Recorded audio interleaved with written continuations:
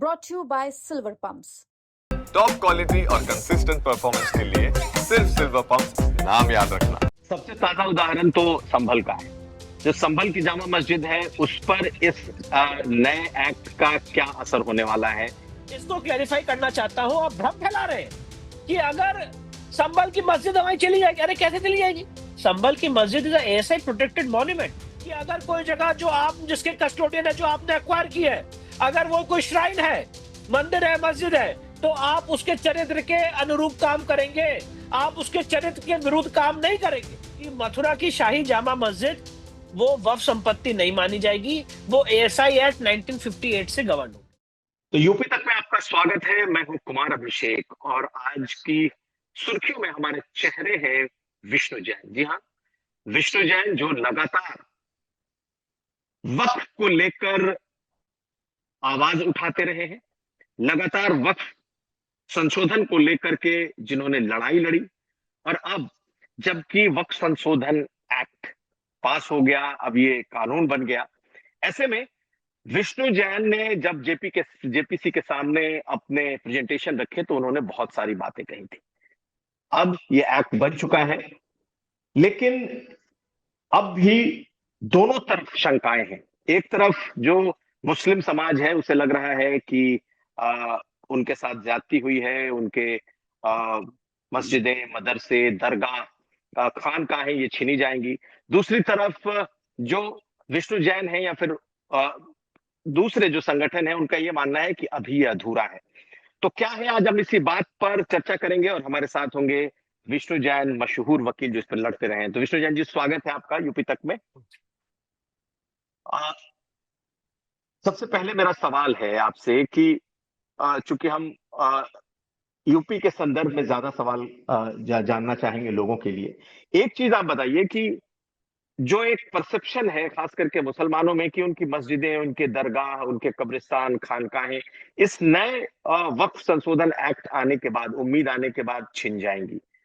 आपको क्या लगता है, इसमें कितनी सच्चाई है? क्या सचमुच जो इस तरह के एग्जिस्टेंस स्ट्रक्चर्स हैं, जो चीजें हैं, ये इस पर कोई असर पड़ रहा है? देखिए, सबसे पहले जो मैंने एक्ट का अध्ययन किया, तो जो एक्ट आया है वक्फ अमेंडमेंट एक्ट 2025, मोस्टली ये प्रोस्पेक्टिव है। मतलब आगे आने वाले समय के लिए अब ये रोक लगाता है और कोई भी वक्फ बिना वक्फ डीड के नहीं हो सकती है। पर कुछ कुछ एरियाज में ये एक्ट रेट्रोस्पेक्टिव है। जैसे वो एरियाज क्या है कि अगर कोई वक्फ सरकारी जमीन पे है या किसी सरकारी संपत्ति को आपने वक्फ घोषित किया है, तो वो नल एंड वॉइड होगा और कलेक्टर को आदेश दिया गया है सेक्शन 3C में कि वो रेवेन्यू रिकॉर्ड्स में करेक्शन करें। ये एक्ट रेट्रोस्पेक्टिव है। अगर आपने एएसआई की संपत्ति को वक्फ संपत्ति घोषित किया है, तो वो वक्फ का नोटिफिकेशन वॉइड है by virtue of section 3D of the Waqf act 1995। और ये एक्ट रेट्रोस्पेक्टिव मुझे लगता है उन संपत्तियों के लिए भी है जहां पे वक्फ बाय यूजर की थ्योरी है। आप जानते होंगे कि ओवैसी साहब ने भी कहा था कि उत्तर प्रदेश में ऐसी 1,21,000 संपत्ति है जिनका कोई कागज नहीं है। कोई कागज होने का मतलब ये होता है कुमार भाई कि आपके पास वक्फ बाय यूजर की थ्योरी है। क्योंकि वक्फ हमेशा याद रखिएगा दो ही तरीके से हो सकता है। एक बाय डीड, कि जो ओनर है वो कहेगा कि आज मैं संपत्ति अल्लाह को डोनेट कर रहा हूं, उसकी तारीख मेंशन होगी, उसकी डीड मेंशन होगी, उसकी ओनरशिप मेंशन होगी, मुतवल्ली होगी, गजट होगा। ये होती है वक्फ डीड, वक्फनामा। अगर आपके पास ये डॉक्यूमेंट नहीं है, तो एक नई थ्योरी इंट्रोड्यूस की गई थी सेक्शन 3R में, वक्फ बाय यूजर। मतलब आप अगर किसी संपत्ति को पिछले 10 साल, 5 साल, 2 साल, 6 महीने, 1 साल, 50 साल से यूज करते आ रहे हैं, तो कहा जाएगा भले ही आपके पास डॉक्यूमेंट नहीं है, आपकी ओनरशिप नहीं है, पर माना जाएगा कि वो वक्फ है। तो जो वक्फ बाय यूजर है, इसको इस अमेंडमेंट ने खत्म किया है पूर्णतः, आगे के लिए भी खत्म किया है। और क्या पीछे जाने के लिए सेक्शन 3E है और उसमें का वक्फ बाय यूजर रहेगा। पर अगर उसमें डिस्प्यूट है, ये बड़ी महत्वपूर्ण बात है, अगर उसमें डिस्प्यूट है तो वक्फ बाय यूजर नहीं रहेगा। तब तो ये खतरा बिल्कुल जायज है कि अगर आप कह रहे हैं कि वक्फ बाय यूजर से भी रेट्रोस्पेक्टिव हो सकता है, तब तो बहुत सारे ऐसे खानका, ऐसे मस्जिदें, ऐसे दरगाह हैं जो वक्फ बाय यूजर से बने हुए हैं, तो उनके ऊपर तो खतरा मंडराएगा। तब तो फिर उनकी जो चिंता है वो वाजिब हो सकती है। बिल्कुल, अगर वक्फ बाय यूजर के ऊपर आपका बना हुआ है, तो वो नहीं माना जाएगा। अगर सरकारी संपत्ति है तब भी नहीं माना जाएगा वक्फ। अगर आपने किसी एएसआई की संपत्ति को वक्फ घोषित किया तब भी वक्फ नहीं माना जाएगा। तो अब ये देखना है कि जब इसका एक्ट का इम्प्लीमेंटेशन होगा तब कहाँ कहाँ पे सरकारों को ऐसे डॉक्यूमेंट नहीं मिलते हैं। जो इम्प्लीमेंटिंग अथॉरिटीज है, अगर उनको किसी खानका या किसी दरगाह की वक्फ डीड, अब देखिए इसके लिए जनरल स्टेटमेंट पास करना भी गलत होगा, क्योंकि जब आपको इंडिविजुअल केस स्टडी करना पड़ेगा। अगर आप किसी मस्जिद की बात कर रहे हैं तो आप अगर सेक्शन 3B देखेंगे सर इस अमेंडमेंट एक्ट का, तो उसमें सरकार ने डेटा मांगा है। हर एक वक्फ संपत्ति का सरकार ने कहा 6 महीने प्लस 6 महीने और 6 महीने के अंदर दे दी, नहीं तो 6 महीने में टाइम एक्सटेंड हो सकता है, टोटल 1 साल। 1 साल के अंदर आपको कब वक्फ हुई, वक्फ डीड क्या है, उसको आपने क्या क्या आपकी ओनरशिप थी, क्या आपके पास डेटा था, उन सब के आधार पे सेक्शन 3B में पूरा ब्यौरा मांगा गया है। तो अब सरकार इस एक्ट को कैसे इंप्लीमेंट करती है ये देखना होगा। पर एक जनरल स्वीपिंग स्टेटमेंट पास करना कि हाँ सारी मस्जिदों पे खतरा मंडरा गया, सारे खानकाहों पे खतरा मंडरा गया, मेरे हिसाब से as a law knowing person ये मेरे लिए एक थोड़ा सा उचित नहीं होगा। क्योंकि ये इंडिविजुअल केस एसेस करके, इंडिविजुअल केस की स्टडी करके आपके पास डॉक्यूमेंट है कि नहीं, उसके बाद कौन से लीगल प्रोविजन आप फॉलो कर रहे हैं, फिर आगे बढ़ेगी बात। चलिए, अब चूंकि हम उत्तर प्रदेश के संदर्भ में ही हैं तो हम बड़ा स्पेसिफिक होकर के आपसे सवाल कर रहे हैं विष्णु जी। सबसे ताजा उदाहरण तो संभल का है। जो संभल की जामा मस्जिद है उस पर इस नए एक्ट का क्या असर होने वाला है, क्या वो रेट्रोस्पेक्टिव होगा? देखिए सबसे पहली बात है आपको ये पता होना चाहिए, जो बैरिस्टर साहब है उन्होंने भी झूठ फैलाया, गलत स्टेटमेंट्स दिए। मैं पूछना चाहता हूँ संभल की जामा मस्जिद वक्फ संपत्ति कब घोषित हुई? क्या उसका कोई नोटिफिकेशन है? जो मैं लीगल रिकॉर्ड्स देख रहा हूं, जो हाई कोर्ट में मामला है, जो इस समय सुप्रीम कोर्ट में मामला है, ये वक्फ संपत्ति बाबर ने कब घोषित की? क्या है वक्फ डीड? ये पूछा जाए जरा उनसे। भाई वक्फ बाय बात यूजर समझिए। हो सकता है क्या? नहीं मैं वही कह रहा हूं ना, वक्फ हम्म। बाय यूजर होगा तो भी दर्ज होगा ना। कब दर्ज हुई? अगर आप वक्फ बाय यूजर भी हैं तो वक्फ के रजिस्टर में दर्ज होगा। वो कौन सी एंट्री है वक्फ की, पहले ये तो बताए। जैसे फॉर एग्जाम्पल मुझे याद है आप ज्ञान व्यापी का केस कवर कर रहे थे और काफी आपने उसको कवर किया, तो आपको याद होगा कि जब ज्ञान व्यापी का केस ट्रायल कोर्ट में लड़ा जा रहा था तो एक उन्होंने डॉक्यूमेंट शो किया कि भाई ये वक्फ नंबर 100 है, जो आलमगीर मस्जिद के लिए था, जो बिंदु माधव मंदिर को तोड़ के बनी है। उसका डॉक्यूमेंट यहाँ पे शो किया, पर शो किया कि भाई ये वक्फ नंबर है। तो संभल का वक्फ नंबर क्या है ये तो बताएं, पॉइंट नंबर 1। अब चलिए आगे बढ़ते हैं। अज्यूम करते हैं कोई वक्फ नंबर होगा, for the sake of conversation, for the sake of argument assume कर लेते हैं कि संभल की मस्जिद का कोई वक्फ नंबर होगा, चाहे वक्फ डीड से होगी चाहे वक्फ बाय यूजर से होगी। तो वो तो इसमें इस एक्ट में इतना लिखा है ना कि अगर एएसआई की संपत्ति है तो वो एएसआई एक्ट से गवर्न होगी। सेक्शन 3D पढ़ लीजिए। सेक्शन 3D में लिखा है कि अगर वक्फ का कोई नोटिफिकेशन है जो एएसआई की संपत्ति के लिए, तो ऐसा नहीं है कि आपकी मस्जिद चली जाएगी।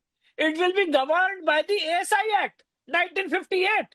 एक और मिनट ऐसा रोकूं आपको, एक मिनट एक हाँ सर, इसको नहीं, ठीक है क्लैरिफाई ठीक है, कर, हाँ कर इसको दीजिए कर दीजिए। इसको क्लैरिफाई करना चाहता हूं। आप भ्रम फैला रहे हैं कि अगर संभल की मस्जिद हमारी चली जाएगी। अरे कैसे चली जाएगी? संभल की मस्जिद is ASI protected monument. ASI को उसका एक लीगल ड्यूटी है सेंट्रल एक्ट के तहत उसका रख रखाव करने की। एक खरोच भी नहीं आ सकती है। इस समय हाईकोर्ट के आदेश के बाद वहां पे साफ सफाई, व्हाइट वॉशिंग, सारी चीजें एएसआई कर रही है। तो और इसका एएसआई मतलब के ये माना मॉन्यूमेंट जाए, जब, हाँ जी इसका मतलब ये माना जाए विष्णु जी कि संभल की मस्जिद पर जो इतना, जामा मस्जिद पर जो इतना विवाद है वो मस्जिद ही रहेगी। ये हो सकता है कि जो मस्जिद कमेटी उसे देखती थी उसके बदले में, या फिर वो पूरी तरीके से अब एएसआई के अंडर में होगा, यही होगा। वो ऑलरेडी एएसआई की संपत्ति ही थी कुमार सर, वो ऑलरेडी एएसआई की संपत्ति थी। ये तो जबरन आपने एएसआई की संपत्ति पे कब्जा कर लिया।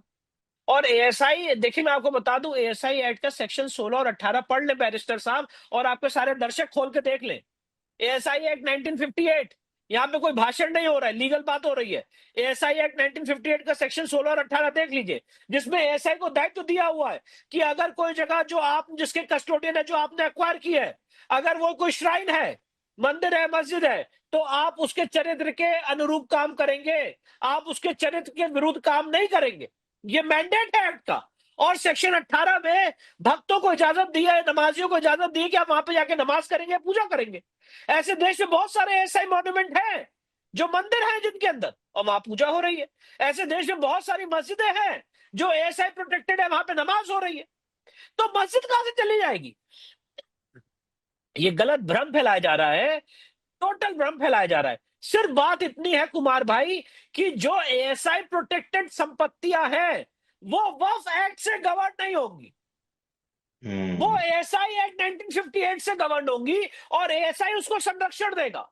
और जब एएसआई संरक्षण देता है तो मॉन्यूमेंट की लाइफ घटती नहीं है, मॉन्यूमेंट की लाइफ बढ़ती है। सपोज करिए कुतुब मीनार के अंदर कुव्वतुल इस्लाम मस्जिद बनी हुई है, तो वो तो एएसआई एएसआई संरक्षित स्मारक है। अब एक्चुअली प्रॉब्लम ये कोई पढ़ता नहीं है। एएसआई एक्ट में लिखा है कि अगर कोई एएसआई संपत्ति है जो श्राइन है तो वहां पे आप नमाज या पूजा कर सकते हैं एएसआई से परमिशन लेके। ऐसे कितने उदाहरण है। अजंता एलोरा केव के अंदर कुमार भाई शिवलिंग है, वहां पे एएसआई परमिशन नहीं दे रहा है पूजा पाठ की, वो एक अलग बात है, पर बहुत सारे ऐसे मंदिर हैं जो एएसआई प्रोटेक्टेड है जहां पूजा हो रही है। बहुत सारी ऐसी मस्जिदें हैं, गोवा में चले जाइए, सैफाई मस्जिद है, मैं खुद वहां पे गया हूं, एएसआई प्रोटेक्टेड है, वहां पे नमाज हो रही है। तो एएसआई प्रोटेक्टेड मस्जिद होने से और वक्फ एक्ट हट जाने से इसका कोई कोरिलेशन नहीं है।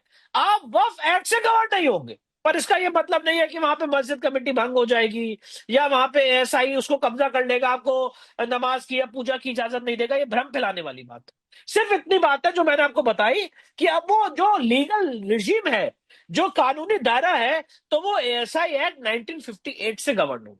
अच्छा, आगे मैं बढ़ूं इसी से जुड़ मिलते जुलते सवाल, लेकिन एक सवाल कि मैंने देखा कि असदुद्दीन ओवैसी ने एक ट्वीट किया कि 3D जो है वो डिस्कस नहीं, वो जेपीसी में डिस्कस नहीं हुआ और अचानक से उसको इसको लेकर के आए हैं। तो ये 3D वही है जो कि एएसआई को यह अधिकार देती है कि जो एएसआई की के मॉन्यूमेंट्स है वो उस पर कोई वक्फ लागू नहीं होगा। अच्छा ये बताइए डिस्कस कैसे होगा? हमारी जो प्रेजेंटेशन है 49 स्लाइड्स की प्रेजेंटेशन है, अब तो रिकॉर्ड कितनी है। मानी गई आपकी आपकी प्रेजेंटेशन में कितनी मानी सरकार ने? थोड़ी ही मानी, ज्यादा तो नहीं मानी। अगर हम्म। बहुत ही रेयर, बहुत ही कम मानी, वो एक अलग हमारा दुख दर्द है, वो एक अलग चर्चा का विषय है। पर मैं कुछ और कह रहा हूं, आपने जो सवाल पूछा डिस्कस कैसे होगा जेपीसी में, जब हम प्रेजेंटेशन देने गए तो ओवैसी भाई साहब उठ के चले गए, हमारी प्रेजेंटेशन से पहले बैठे ही नहीं। जो जितने सांसद थे विपक्ष के उन्होंने वॉकआउट कर दिया, हमारी प्रेजेंटेशन तो चुनिंदा लोगों ने सुनी। अच्छा चलिए आप कहते हो डिस्कस नहीं हुआ, तो मेरे पास तो रिकॉर्ड है, प्रूफ है जेपीसी का, जहां पे मेरी प्रेजेंटेशन के एक हफ्ते पहले कुमार भाई सारी प्रेजेंटेशन सर्व हुई है, जेपीसी के हर एक मेंबर को सर्व हुई है, और उसमें प्रपोजल था कि जो एएसआई प्रोटेक्टेड स्मारक है वहां पे एक्ट लागू ना हो। लेकिन क्या मूल जेपीसी की जो रिपोर्ट सबमिट हुई थी उसमें था? नहीं, उसमें उसमें ये चिंता जरूर जेपीसी ने जाहिर की थी कि यहाँ पे बहुत सारे ऐसे एएसआई प्रोटेक्टेड एरियाज हैं जो वक्फ के अंदर घोषित हो गए हैं, पर उसके लिए कोई रिकमेंडेशन नहीं था। ये किरण रिजिजू साहब जिस दिन ये एक्ट पास हो रहा था तो उन्होंने अमेंडमेंट बिल इंट्रोड्यूस किया था। अब चर्चा क्यों नहीं है? उस समय आप तुरंत उठ के सारे सारे सांसदों को वो जो उनका अमेंडमेंट था प्रपोजल वो दिया गया। जब स्पीकर साहब कह रहे हैं जो हाँ कहे वो हाँ कहे, जो ना कहे वो ना कहे, तो हम क्यों सो रहे थे? आप तो, चिल्ला के कहते हैं कि साहब इसके तो, खिलाफ मेरा विरोध है। तो अब ये पहले कानून बन चर्चा, गया। हाँ जी चर्चा जी सही बात अब कर ये रहे हैं। अब ये 3D आ गया और अब ये हो गया कि जो भी एसआई प्रोटेक्टेड मॉन्यूमेंट्स हैं वहां पे उससे वक्फ वक्त एक्ट लागू बाहर नहीं हो। नहीं हाँ होगा। वाह। लेकिन इसी वक्त से जुड़ा हुआ एसआई मॉन्यूमेंट से ये बताइए कि मथुरा में कृष्ण जन्मभूमि और ईदगाह का जो विवाद है, क्या अब इसके बाद कहीं वो प्रभावित होता है? उसमें क्या बिल्कुल अपडेट हो सकता है? बिल्कुल, आपने बहुत अच्छा सवाल पूछा। मथुरा कृष्ण जन्मभूमि के केस में ये केस चल रहा है और मैं उसको कंटेस्ट कर रहा हूँ हाई कोर्ट में। तो उसमें एएसआई वक्फ बोर्ड ने और सॉरी जो वहां की जामा मस्जिद है उन्होंने एक नोटिफिकेशन कोर्ट में दाखिल किया और उन्होंने कहा कि ये वक्फ संपत्ति है और फरवरी 1944 में इसे वक्फ संपत्ति घोषित किया जा चुका है, इसीलिए इसको वक्फ ट्राइब्यूनल में भेज दिया जाए, ये हाईकोर्ट नहीं सुन सकती। तो हाईकोर्ट ने वो दलील नहीं मानी, पर मैं इसको दूसरे आपको एंगल से बता रहा हूं कि शाही जामा मस्जिद जो है, इसके दो बातें समझ लीजिए। मथुरा की शाही जामा मस्जिद ये एएसआई प्रोटेक्टेड स्मारक है। 25 नवंबर 1920 को ASI act 1904 ancient monument and preservation act 1904 के तहत ये शाही जामा मस्जिद एएसआई संपत्ति घोषित हो चुकी है 25 नवंबर 1920। और उसमें लिखा हुआ है कि यहाँ पे पहले एक मंदिर एग्जिस्ट करता था, उसको तोड़ के यहाँ पे मस्जिद बनाई गई। आपके सवाल के जवाब दे रहा हूं। उसके बाद वक्फ एक्ट के तहत, वक्फ एक्ट यूपी वक्फ एक्ट 1936 के तहत ये नोटिफिकेशन जारी कर दिया जिसमें कहा कि वक्फ संपत्ति है। तो अब जो सेक्शन 3D आया है, इस सेक्शन का ऑपरेशन ये हुआ कि मथुरा की शाही जामा मस्जिद वो वक्फ संपत्ति नहीं मानी जाएगी, वो एएसआई एक्ट 1958 से गवर्न होगी। तो जो लोग इसकी लड़ाई लड़ रहे हैं उसके लिए क्या माना जाए कि जो हिंदू संगठन इसके लिए लड़ रहे हैं कि ये उन्हें वापस दिया जाए या उनका हक है, तो क्या उनकी जीत है? जीत नहीं कह सकते, आप ये कह सकते हैं कि लीगल हर्डल एक क्लियर हुआ है, क्योंकि एक एक बहुत बड़ी कश्मकश थी कि ट्राइब्यूनल भेजा जाए, हाई कोर्ट में मामला चले कि ना चले। एक कश्मकश ये थी कि हाई कोर्ट में चले, फिर एक कश्मकश ये थी कि अगर वफ घोषित हो गया है तो वफ एक्ट अप्लाई होगा कि एएसआई एक्ट 1958 अप्लाई होगा। तो जो लीगल एक डिबेट डिस्कशन है, उस लीगल जाल से एक मुक्ति मिली। चलिए, लेकिन चूंकि ये दोनों बड़े मामले हैं, मथुरा का या फिर संभल का, लेकिन हम देखते हैं कि जौनपुर की अटाला मस्जिद वो भी एएसआई के अंडर में आती एएसआई है। तो गौशाला भी है, उसको गौशाला गौशाला है, भी तो है। गौशाला है, लेकिन उत्तर प्रदेश के लिहाज से अगर हम देखें तो इन पर क्या असर पड़ेगा? ये तो पहले से इसमें मस्जिद है, इसमें नमाज हो रही है और ये एएसआई के अंडर में पहले से है। इस देखिए पर भी पहले, इस तरीके। देखिए हमारी मांग क्या है आप समझ लीजिए, चाहे अटाला मस्जिद हो जौनपुर की, चाहे भोजशाला हो, चाहे कुतुब मीनार हो, चाहे शाही जामा मस्जिद हो, हमारी मांग ये है कि ये पूर्व में मंदिर था और यहाँ पे एएसआई सेक्शन 16 की पावर को एक्सरसाइज करे और यहाँ पे सर्वे करे, यहाँ का धार्मिक चरित्र डिसाइड करे, और धार्मिक चरित्र डिसाइड होने के बाद जो उस धार्मिक चरित्र के अनुरूप काम करे उसको वहां पे पूजा की या नमाज की इजाजत दे। अब अपनी बात को उदाहरण से समझाता हूं। भोजशाला में 7 अप्रैल 2003 का ऑर्डर है, 7 अप्रैल 2003, जिसमें एएसआई ने आदेश पारित किया कि यहाँ पे मुस्लिम समाज के लोग नमाज पढ़ेंगे फ्राइडे को, और मुस्लिम और हिंदू समाज के लोग मंगलवार को यहाँ पूजा करेंगे। हमने उसको चुनौती दी। ऑनरेबल जस्टिस धर्माधिकारी साहब की बेंच थी इंदौर हाईकोर्ट की, उन्होंने एएसआई से कहा कि सेक्शन 16 के तहत आप इसका धार्मिक चरित्र निर्धारित करिए, और एएसआई ने रिपोर्ट दी अभी 98 डेज के सर्वे के बाद, जिसमें उन्होंने कहा है कि भाई ये पूर्व में मंदिर एग्जिस्ट करता था, तो अब हमें वहां पे पूजा की इजाजत मिलेगी। इसी तरह से अगर वो लोग स्टैब्लिश करते हैं सर्वे के दौरान कि यहाँ पे मंदिर के कोई सबूत नहीं है, ये मस्जिद है, मंदिर तोड़ के मस्जिद नहीं बनी है, तो वहां पे उनको नमाज की इजाजत मिलेगी। तो सेक्शन 16 हम्म एएसआई एक्ट का बहुत ही एक कोर बात है, जिसमें धार्मिक चरित्र के अनुरूप काम करना है, रिलीजियस कैरेक्टर के अकॉर्डिंग काम करना है, ये एएसआई को मैंडेट है सेंट्रल एक्ट में, सेक्शन 16 में। चलिए, उत्तर प्रदेश से एक और चीज जुड़ी है, खास करके इस जो नया वक्फ अमेंडमेंट बिल लागू हुआ है वो है एनिमी प्रॉपर्टी एक्ट, क्योंकि कहा जाता है कि उत्तर प्रदेश में सबसे ज्यादा शत्रु संपत्ति रही है। ऐसे में ये जो नया वक्फ संशोधन बिल आया, उम्मीद आई, इससे इनकी जमीनों का क्या स्थिति होने वाली है? नहीं, इस पे कोई असर नहीं, इस पे कोई असर नहीं। ये अमेंडमेंट एक्ट 2025 एनवी प्रॉपर्टी के बारे में कोई बात नहीं करता है। वो तो एनवी प्रॉपर्टी एक्ट के तहत गवर्न हो रही है, उसके लिए सेपरेट एक्ट बना हुआ है, सेंट्रल एक्ट बना है, उसके तहत गवर्न हो रही है। अब पर इस अमेंडमेंट, बहुत सारी एनिमी प्रॉपर्टी एक्ट को लोगों ने वक्फ घोषित किया है, ऐसा भी है नहीं तो क्या? उसके लिए तो यहाँ पे कोई प्रोविजन नहीं है। अब अगर आपने वक्फ घोषित किया है तो वो तो जब सर्वे होगा तो पता चलेगा, तभी सेक्शन 3B मैंने आपको बताया कि जितना आपने वक्फ घोषित किया सबका डेटा मांगा गया है सेक्शन 3B में, कि कब घोषित किया, क्या बेसिस है घोषित की, ओनरशिप क्या थी, कब आपने इसकी कब्जे में आई, ये सारा उसमें पूरा ब्यौरा मांगा गया है। 7 8 10 पॉइंट है सेक्शन 3B। तो वो तो अब जब इसके एक्ट के इम्प्लीमेंटेशन में जब बात आएगी तब पता चलेगा कि एनवी प्रॉपर्टी को घोषित किया तो किस आधार पे किया है, और किया है भी कि नहीं किया। उसका इस नए वक्फ संशोधन एक्ट से कोई लेना देना नहीं है। नहीं, उसका कोई, इसमें उसके बारे में कोई डिस्कशन नहीं। कुछ छोटे छोटे सवाल हैं, बिल्कुल अब हम खत्म नहीं करेंगे। ये बताइए कि असदुद्दीन ओवैसी ने एक बात कह दी थी जो कि पूरे देश में उस पर चर्चा हुई कि अगर कागज ढूंढने जाओगे तो 1,21,000 जो यहाँ के वक्फ हैं उसके कागज ही नहीं है।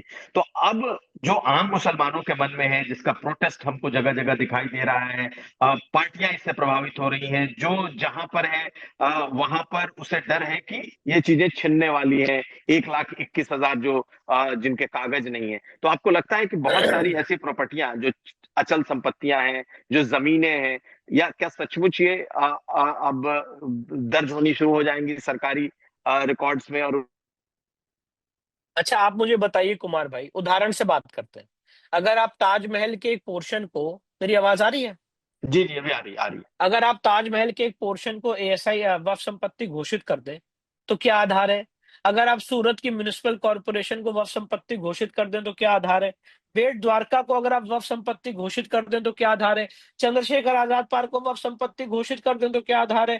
पार्लियामेंट को वक्फ संपत्ति घोषित कर दें तो क्या आधार है? इतनी सारे मज़ारें और जो आपने बना रखी है पब्लिक लैंड पे, उसको वक्फ संपत्ति घोषित कर दें तो क्या आधार है?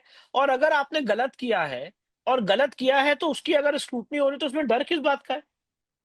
भाई अगर मैंने किसी पार्क की जमीन पे, चंद्रशेखर आजाद पार्क चले जाइए, आप तो प्रयागराज से आते हैं, वहां पे काफी मज़ारें और मस्जिदें बना दी गई थी। 10 से 11 मज़ारें और मस्जिद बनी हुई थी। इलाहाबाद हाईकोर्ट ने इंटरवीन किया, तब उसको हटाया गया, पर उस पार्क के एरिया को आपने वक्फ संपत्ति घोषित कर दिया। तो मैं पूछना चाहता हूं, जहां पे उन्होंने अपनी शहादत दी, जिसे एल्फ्रेड पार्क, कंपनी बाग और चंद्रशेखर आजाद पार्क के नाम से आप जानते हैं, उसको अगर आप उसकी स्क्रूटनी हो रही तो आपको क्या दिक्कत है? अगर ये पूछा जा रहा है कि ये वक्फ कैसे हुआ, आप बताइए, आप कब आए यहाँ पे, कब इसको आपके बादशाह सलामत ने, या कब आपकी इसकी ओनरशिप आ गई? तो उसमें क्या दिक्कत है अगर आप पब्लिक लैंड को एक्वायर कर रहे हो? अभी हमारे दिल्ली में आप चले जाइए, मेन कॉपरनिकस मार्ग पे इमाम एसोसिएशन बना हुआ है, पूरे चौराहे को घेर लिया है। अब वो भी अगर पूछा जाए कि पूरे चौराहे के बीचों बीच आपने कैसे कब्जा कर लिया, तो क्या इसके सवाल ना पूछे जाए? और आपको डर लग रहा है कि भाई सवाल पूछे जा रहे हैं। तो जब कब्जा ही गलत किया है, इलीगल आपका ऑक्यूपेशन है, इलीगल पोजेशन है, तो सवाल तो पूछे जाएंगे ना। मैं अगर आप उसको मंदिर के प्रोस्पेक्ट से देखें, मैं आपको उदाहरण दे रहा हूं, अभी एक शिव मंदिर है, तोड़ा गया और बोला गया कि भाई भगवान शिव हमें माफ कर देंगे। मामला सुप्रीम कोर्ट तक आया, कहा हम डिमोलिशन नहीं रोकेंगे। आपको याद होगा दिल्ली में हनुमान जी की चांदनी चौक में मूर्ति थी, उसको हटा दिया गया कि भाई ये गलत है, बीच में बनी हुई है। कितने मंदिरें तोड़े जा रही है इस देश में? सिर्फ it's not a question of, आप हमेशा इसको एंटी मुस्लिम समझते हैं।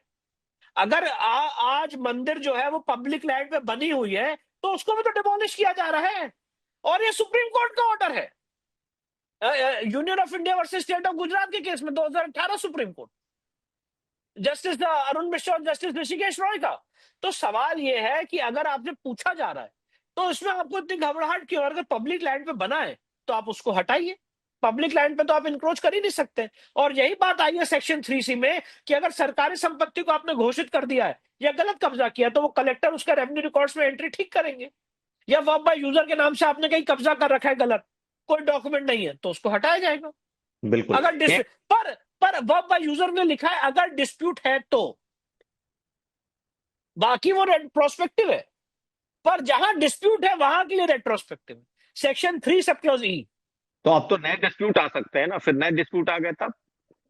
अब इसमें ही थोड़ी सी क्लैरिटी नहीं है कि वो प्रोस्पेक्टिव है कि रेट्रोस्पेक्टिव है। लिखा है डिस्प्यूट, तो क्या डिस्प्यूट जब एक्ट आया है तब के लिए मान रहे हैं कि आगे भी कोई डिस्प्यूट रेस करेगा तब भी वो उसकी परिभाषा में आएगा? ये मुझे ऐसा लगा कि थोड़ी यहाँ पे एक वेगनेस है। चलिए, बिल्कुल। अब आखिरी सवाल ये बताइए कि अब सबसे ज्यादा चर्चा इस बात का है कि भाई तमाम जो पार्टियां हैं, जो संगठन है, वो उन्होंने सुप्रीम कोर्ट का दरवाजा खटखटाया है। सुप्रीम कोर्ट अब ये मामला जा रहा है। आपको क्या लगता है कि सुप्रीम कोर्ट से राहत किस तरह की, अगर मिलने भी होगी तो कैसी राहत मिल सकती है मुस्लिम पक्ष को? देखिए, अब कोर्ट की प्रोसीडिंग्स को इवेल्युएट करना या उस पर गेस करना बड़ा मुश्किल काम है, और जबकि सुप्रीम कोर्ट की हम बात कर रहे हैं, क्योंकि काफी अनप्रेडिक्टेबल रहता है यहाँ पे, बहुत अनप्रेडिक्टेबल रहता है, कुछ भी हो सकता है यहाँ पे। तो अभी तो पहले, क्योंकि मैं आपको बताना चाहता हूँ 2018 में हम लोग वक्फ एक्ट 1995 को हमने चुनौती दी थी, तो सुप्रीम कोर्ट ने कहा यहाँ सीधे आप नहीं आ सकते, हाई कोर्ट जाइए, हाई कोर्ट संवैधानिक कोर्ट है, वो डिसाइड करेगी। अब क्या यही रुख इनके लिए अपनाया जाता है, ये एक देखने वाली बात होगी। और अगर सुप्रीम कोर्ट इनकी पिटिशन को एंटरटेन करता है तो क्या इंटरिम ऑर्डर मांगे जा सकते हैं? मुझे ऐसा लगता है कि जो इनको सीनियर काउंसिल्स है, जो मैंने सुना कॉरिडोर्स में, लॉबी में जो मैंने बातें सुनी, वो जनरली ये कहना चाहते हैं कि जब तक फाइनल इस पे डिस्कशन ना हो जाए सुप्रीम कोर्ट में, तब तक इस एक्ट को इम्प्लीमेंट ना किया जाए, तब तक कोई तो, प्रॉपर्टी इवैल्यूएशन ना हो, इस तरह की वो बात कर रहे हैं। अब क्या सुप्रीम कोर्ट रिलीफ देता है, ये तो कोई भी वकील प्रिडिक्ट नहीं कर सकता। तो इंटरिम रोक तो लगा सकता है क्या सुप्रीम कोर्ट? देखिए, महाराष्ट्र रिजर्वेशन में तो लगाई थी सुप्रीम कोर्ट ने। आपको याद होगा फार्म लॉस पे भी, जो 3 फार्म लॉस थे उस पे भी सुप्रीम कोर्ट ने रोक लगाई थी। और यही बात कही गई थी उस समय जो अटॉर्नी जनरल थे कि आप केंद्रीय कानून पे रोक नहीं लगा सकते, पर सुप्रीम कोर्ट ने कहा कि नहीं, हम लगा रहे हैं। तो अब ये सुप्रीम कोर्ट है, एब्सोल्यूट कोर्ट है, कुछ भी पावर है, आप लगा सकते हैं। अब उसके ऊपर तो कुछ है नहीं, अदालत या न्यायालय। तो ये देखना होगा सुप्रीम कोर्ट की हियरिंग कैसे ट्रांसफर करती है, चलिए, तो और यहाँ कुछ मुसलमानों भी के हो लिए सकता है। ये एक बड़ी रिलीफ की जगह है। आखिरी में चलते चलते वो कौन कौन से ऐसे पॉइंट्स है आप जल्दी जल्दी में बता दें जो आपने दिया, जो सरकार ने नहीं माना और जो आपके हिसाब से लगता है कि अधूरा रह गया। अब मैं उस बारे में सर ज्यादा बात नहीं करना चाहता हूँ, मुझे ऐसा लगता है कि अब तो एक्ट आ चुका है। पर मुझे ऐसा लगता है, एक सिर्फ अगर पॉइंट बता दूं, तो वक्फ ट्राइब्यूनल में अगर जब वक्फ अमेंडमेंट बिल आया था, तो उसमें इस्लामिक लॉ का जानकार जो 3 जज थे, उसमें से इस्लामिक लॉ का जानकार जो एक जज की क्वालिफिकेशन थी, उसको हटाया गया था, उसको हटा दिया था। पर इस अमेंडमेंट एक्ट में उसको दोबारा इंट्रोड्यूस कर दिया। तो वो मुझे लगता है गलत है। वक्फ ट्राइब्यूनल बनना अपने आप में असंवैधानिक है। आर्टिकल 323 ए और आर्टिकल 323 बी का उल्लंघन है। हर आदमी को सिविल कोर्ट का रुख करना चाहिए, अलग से ट्राइब्यूनल नहीं बन सकता है। तो ऐसे बहुत सारी चीजें हैं जो पॉइंट आउट करनी है। चलिए, बहुत शुक्रिया विष्णु जी, यूपी तक से जुड़ने के लिए और ये पर्सपेक्टिव रखने के लिए, खास करके उत्तर प्रदेश में क्या वक्त की स्थिति हो सकती है। बहुत शुक्रिया आपका, बहुत धन्यवाद।